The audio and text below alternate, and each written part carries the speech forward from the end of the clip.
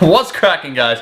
Omar Isaf here, back on a Monday in the vegan powerlifting kitchen, here today talking about a very important topic. How dangerous is weightlifting? Ever since I started weightlifting, people have been telling me, yo, Omar, you're gonna snap your shit up, that stuff looks dangerous, you're herking and jerking that stuff over your head, looks like your shoulder is gonna blow the fuck up. So, I wanna take an objective look at this, right?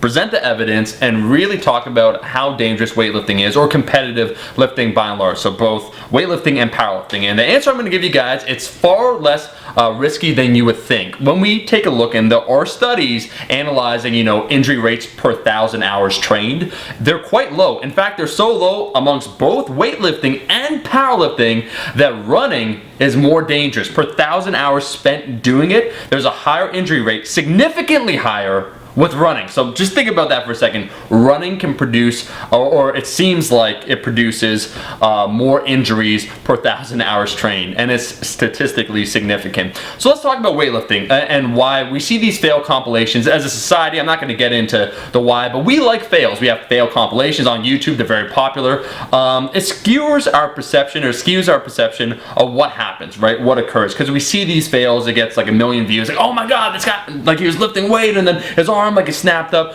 We're attracted to that, but the reality is that that's a very, very, very low occurrence, right? That's like 1 in 1,000 times, or 1 in 10,000 times that it happens.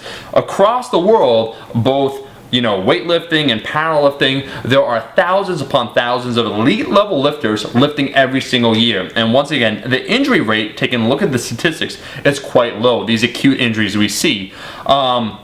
But our perception, when we take a look at it, when we Google or what gets shared around, it seems like it's a lot higher than it actually is. And when it comes to elite lifting, keep in mind all the injuries that we're seeing are from the best of the best. Anytime you push your body to that limit, you're kind of pushing yourself past that breaking point, and any competitive sport that you do this in, injuries will happen. Doesn't matter if it's weightlifting, if it's powerlifting, if it's running, right? That's what's gonna happen.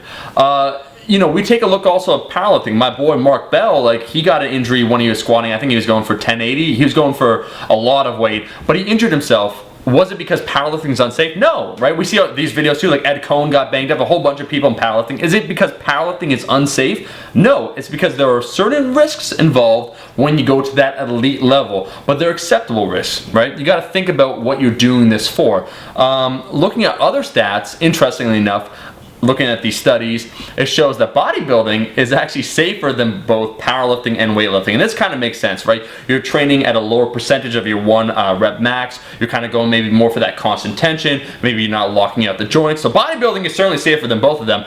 But if you take a look at weightlifting versus powerlifting, the injury rate that occurs, they're very comparable. If not, maybe weightlifting slightly lower, but they're around the same ballpark where they're certainly acceptable. And when I say, you got to accept the risks, keep in mind that we are pushing our bodies, right? We're trying to be the best that we can be. So this is natural, and it does happen. They did a study looking at powerlifters, elite powerlifters. I think it's 245 elite powerlifters. They gave them a questionnaire, and they found that I think over 43.3% of them experience or have some sort of injury that they're working through, some sort of nagging pain, like their shoulder, their knee, their hip. It comes with the territory. Anytime you're trying to be great, shit's gonna happen, right? So don't let ever the potential risks of something dissuade you from doing it, right? From doing weightlifting or powerlifting too. I remember there's a stigma before powerlifting became popular on YouTube. The powerlifting was also dangerous. Like, oh man, you're gonna fuck your shoulders up. It's like, actually, with powerlifting technique for the bench, your shoulders are gonna remain in a better position than maybe you flared your elbows out. So a lot of misconceptions. I would say that weightlifting is no more dangerous, looking at the statistics, than powerlifting. They're both safer when you look at injury rates than running, so that should put everything in context. And at the end of the day, anytime you're pushing your body to the limit, you're going to experience, some wear and tear, which is normal, and that happens, and it's to be expected. It occurs across any single sport that you decide to do. So you just got to understand all those things before you go on. Guys, that's pretty much the video. I'm going to continue to herk and jerk it, focus on form, practice safe technique. Weightlifting does have an increased level of technical complexity to it, so you have to take time to learn the technique, but it doesn't mean that it's any less safe. Thank you so much for watching the video. If you liked the video, make sure to like the damn video, and I'll be seeing all you guys, even you, on the toilet in that next video. Peace.